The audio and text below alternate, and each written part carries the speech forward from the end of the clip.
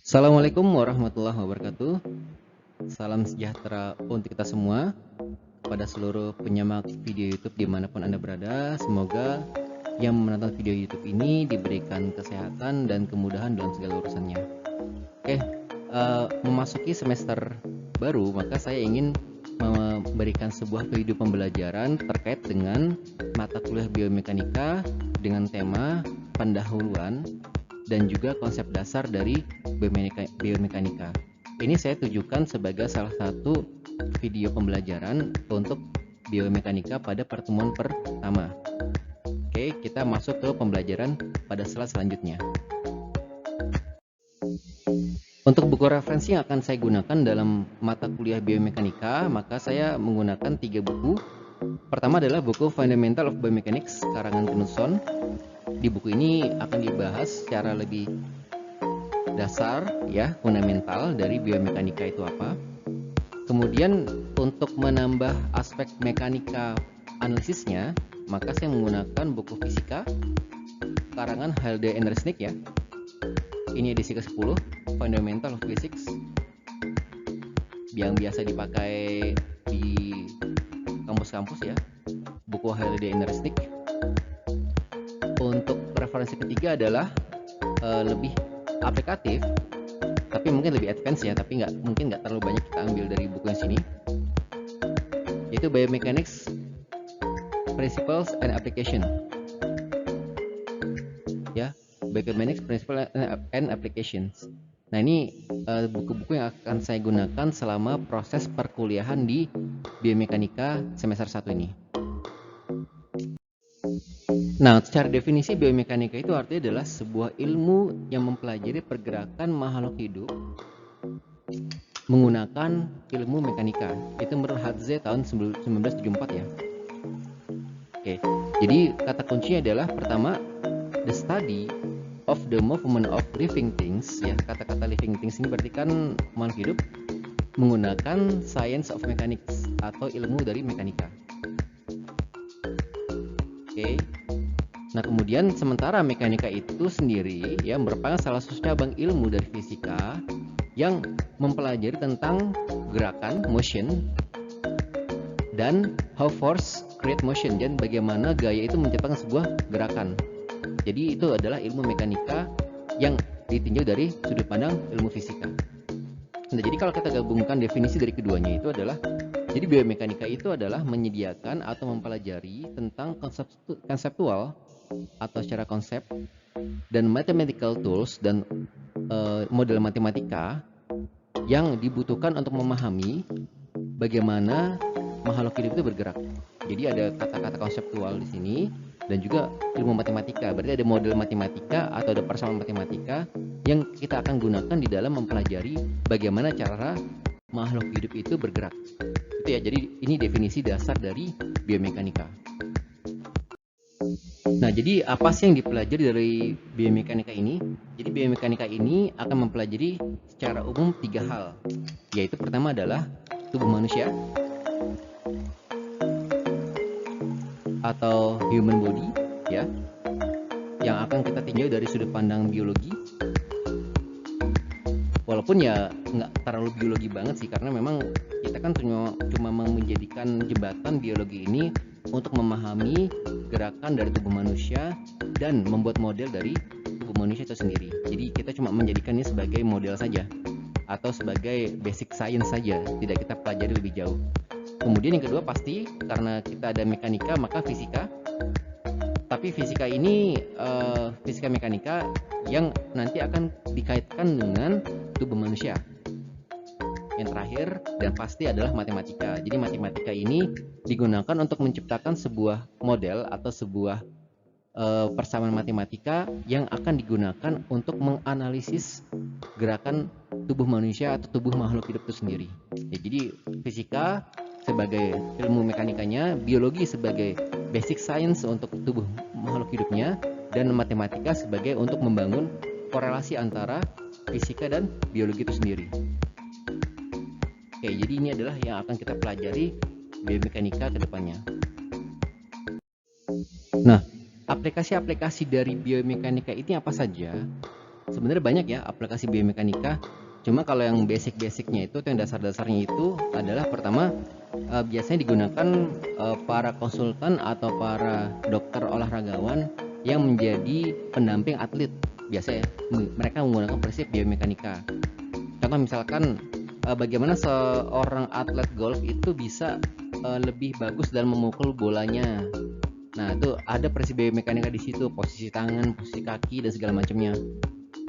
Kemudian kalau misalkan atlet-atlet itu dalam kondisi cedera ya, apa yang harus dilakukan? Ya, itu biasanya juga menggunakan ilmu-ilmu biomekanika. Atau dalam konteks lain misalkan seorang pelatih yang akan melatih atlet dalam sebuah kejuaraan atau perlombaan ya atau kompetisi, maka biasanya mereka juga akan menggunakan ilmu biomekanika untuk membuat agar atlet itu lari lebih cepat, lebih efisien dan segala macamnya. Atau pada aplikasi biomekanika yang lain seperti misalkan pada pembuatan kaki atau tangan bionik ya. Jadi misalkan ada orang atau atlet yang mengalami cedera atau orang yang mengalami kecelakaan, maka biasanya mereka menggunakan tangan dan kaki buatan. Nah, ini juga salah satunya menggunakan prinsip-prinsip dari biomekanika. Atau kalau dalam film-film science fiction ya, misalkan film Iron Man ya. Nah, film Iron Man itu merupakan salah satu contoh aplikasi biomekanika yang paling gampang kita lihat ya, dan paling gampang kita pahami ya, karena memang dari tubuh atlet, dari tubuh aktor ya, aktor dari Iron Man ini yang menggunakan baju dari Iron Man, maka si baju Iron Man ini sebenarnya mengikuti bentuk tubuh atau bentuk fisiologi dari si aktornya atau dari pemain Iron Man itu sendiri. Nah, ini adalah salah satu contoh dari ilmu biomekanika. Jadi kalau dalam film ini kan ada efek CGI dan segala macam itu kan ya. Nah, itu juga menggunakan prinsip-prinsip biomekanika dalam peletakan sensor, dalam pengolahan gambar dan segala macamnya. Nah, ini juga salah satu aplikasi dari biomekanika. Atau aplikasi biomekanika yang lain itu misalkan ya pada tangan robot ya. Misalkan pada tangan robot, nah ini juga menggunakan prinsip-prinsip biomekanika seperti misalkan struktur tangannya, kemudian sudut-sudut lengannya dan segala macamnya. Ini menggunakan prinsip biomekanika. Atau yang lebih jelasnya ya dalam pembuatan robot manusia. Nah, kalau robot manusia udah pasti jelas ya kita menggunakan prinsip biomekanika.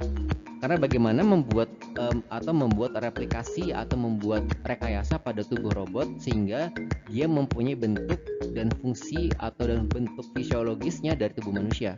Nah, itu juga menggunakan rekayasa dari aplikasi biomekanika. Nah, jadi dalam biomekanika ini kan ada tubuh manusia sebagai objek ya dari studi kita ya atau dari pembelajaran kita, tubuh manusia sebagai objek.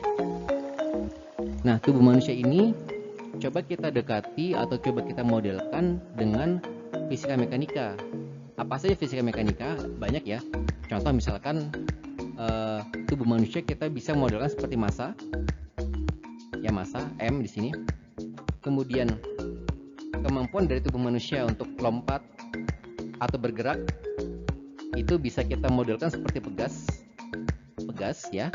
Kemudian kemampuan tubuh manusia untuk menahan sesuatu atau menahan sebuah gerakan itu bisa kita modelkan seperti damper.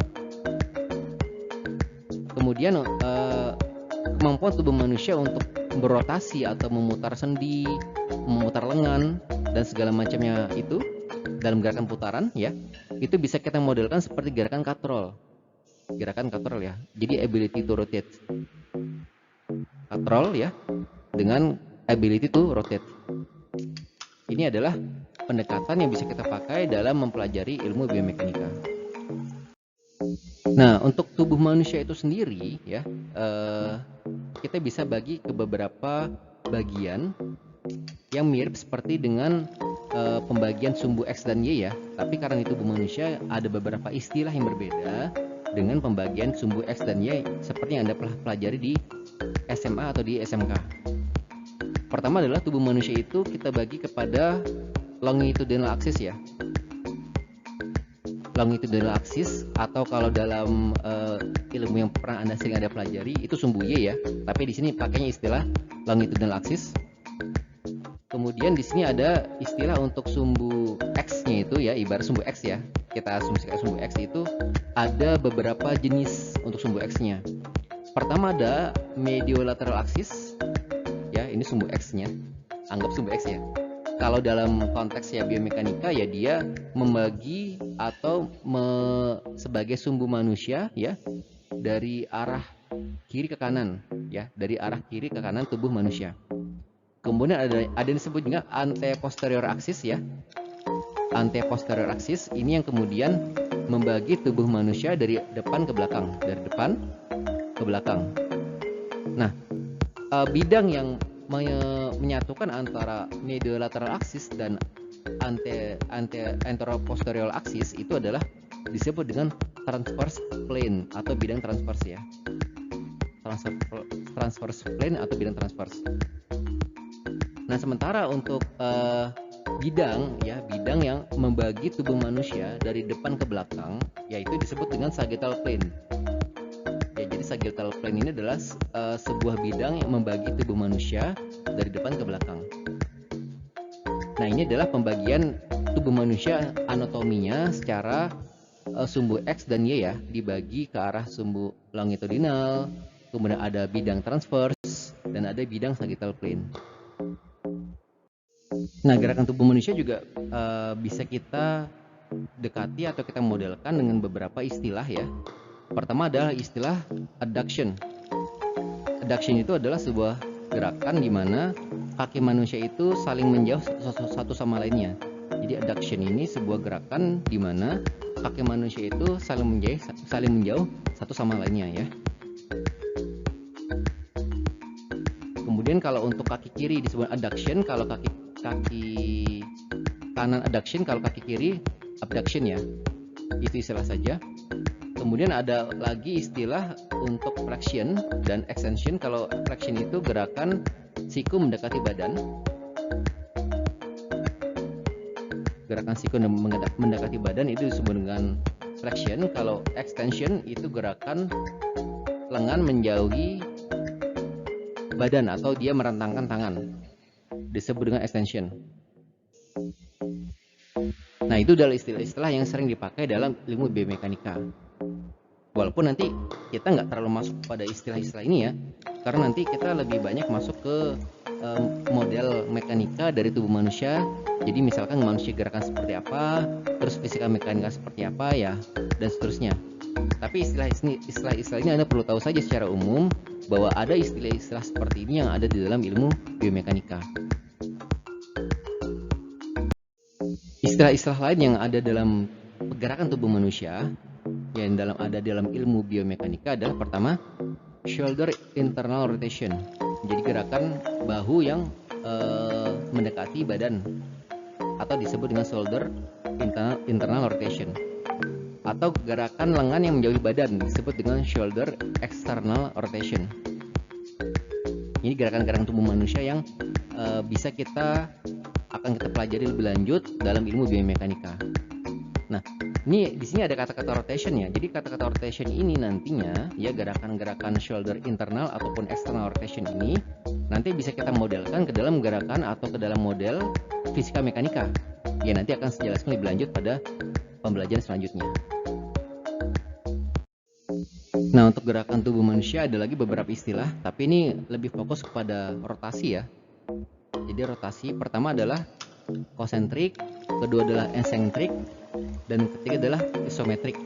Nah, kalau isometrik ini gerakannya dia hanya diam ya, jadi lengan ini tidak bergerak kemana-mana, jadi dia yang pada posisi diam saja, tidak gerak ke sana ke sini, tapi dia pada posisi diam atau pada posisi seimbang ya, isometrik. Nah, kalau eksentrik ini gerakan yang dimana lengan ini akan menjauhi tubuh manusia. Jadi eksentrik ini gerakan dimana lengan ini akan menjauhi tubuh manusia ke arah sini gerakannya. Nah, kemudian kalau kebalikannya konsentrik itu gerakannya di mana motionnya itu atau gerakan lengan akan mendekati tubuh manusia ke arah sana. Nah, nanti gerakan-gerakan baik konsentrik, eksentrik maupun isometrik ini akan bisa kita modelkan dengan gerakan katrol atau gerakan katrol dari fisika mekanika. Nah, makanya nanti salah satunya adalah kita coba untuk memodelkan ya, seperti tadi saya bilang di awal, gerakan tubuh manusia itu ke dalam prinsip-prinsip atau ke dalam konsep-konsep fisika mekanika. Nah, mungkin yang agak lebih sedikit masih baru ya bagi kalian ya. Ini ada yang namanya disebut dengan Hill Model of Muscle atau model otot yang telah dibuat oleh Hill. Nah, jadi pada model Hill ini ya, jadi gerakan atau sebuah bentuk anatomi dari otot seperti ini kan ya. Yang ada di gambarnya ada paralel, ada pennats, ada unipennats dan binipennats ya. Ini bentuk otot seperti ini ternyata bisa kita modelkan ke dalam sebuah bentuk yang lebih sederhana. Kenapa sih harus dimodelkan otot-otot ini atau tubuh manusia yang lain? Kenapa harus dimodelkan? Karena kita bisa mempelajari karakteristik dari bentuk tubuh manusia atau bentuk ototnya tanpa kita harus mempelajari detail dari bentuk otot dari biologi otot itu sendiri. Jadi kita bisa mengetahui detail dari karakteristik otot itu tanpa harus mempelajari secara detail dari otot itu. Itulah kenapa kemudian dibuat sebuah model. Jadi dengan kita membuat model, misalkan Hill telah membuat model seperti ini ya. Ada paralel elastic komponen, pegas. Kemudian di sini ada kontraktil komponen. Di sini ada series elastic komponen, pegas ya. Ini ada tension atau tarikan ya. Tarikan, tension, tarikan. Nah, ini adalah model otot. Nah, kenapa dibuat model otot seperti ini? Karena kita bisa mengetahui fungsi atau cara kerja otot atau karakteristik dari otot tanpa kita harus mengetahui lebih lanjut tentang struktur biologi dari otot itu sendiri. Memang struktur biologi penting juga dibahas di sini, tapi kita lebih masuk ke pembahasan modelnya, model-model dari Hill sendiri.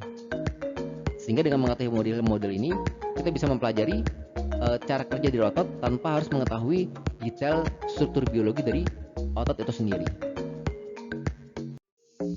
Nah, gerakan-gerakan sendi seperti ini ya, gerak sendi, lengan sendi seperti ini ternyata kalau dalam konsep biomekanika ini bisa kita modelkan seperti gerakan katrol.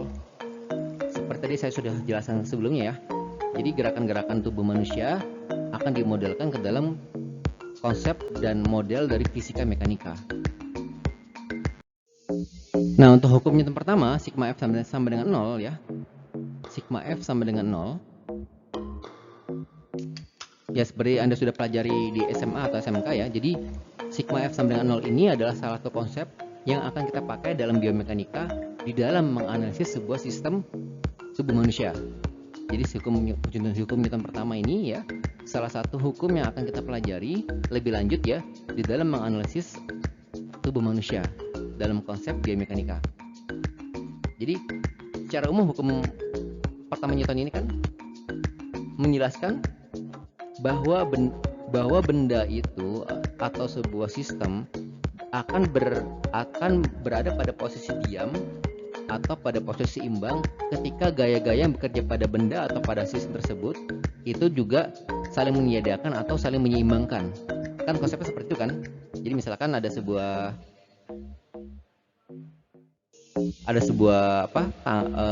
batang di sini ya, yang biasa dipakai atau sebuah penyangga ya, yang biasa dipakai oleh para pekerja konstruksi. Nah, kalau kita lihat di sini ya, gaya-gaya yang bekerja pada pelat ini ya atau pada penyangga ini ya, itu ketika dia tidak bergerak sama sekali si penyangga ini, maka bisa dipastikan sistem ini memakai sistem hukum Newton pertama, yaitu apa? Sigma F sama dengan 0, di mana jumlah gaya-gaya yang bekerja pada penyangga ini itu saling meniadakan atau saling menyeimbangkan. Bagaimana maksudnya? Misalkan ini ada sebuah gaya ke sini. Ada sebuah gaya ke sini. Gaya pertama, ada gaya kedua. Tapi gaya pertama, gaya kedua ini akan diseimbangkan lagi dengan gaya yang ada ke bawah, yaitu gaya berat misalkan ya. Gaya berat dari, kalau ini kan gaya tegangan tali nih ya. Ini gaya tegangan tali dari penyangga ini. Kemudian ada gaya berat dari penyangga ini, gaya berat. Kemudian ada lagi gaya berat dari orang yang berada di penyangga ini. Gaya berat orang pertama dan gaya berat orang yang kedua. Nah, gaya-gaya yang bekerja pada sistem penyangga ini ya, kalau dia menggunakan sistem hukum Newton pertama, maka gaya-gaya ini saling menyeimbangkan atau saling meniadakan satu sama lainnya, sehingga si penyangga ini tidak bergerak atau berada pada kondisi yang seimbang. Bagaimana kalau hukum Newton kedua? Nah, kalau hukum Newton kedua itu beda sama hukum Newton pertama, di sini ada sebuah gerakan, ada sebuah perubahan posisi, ada sebuah perubahan kecepatan.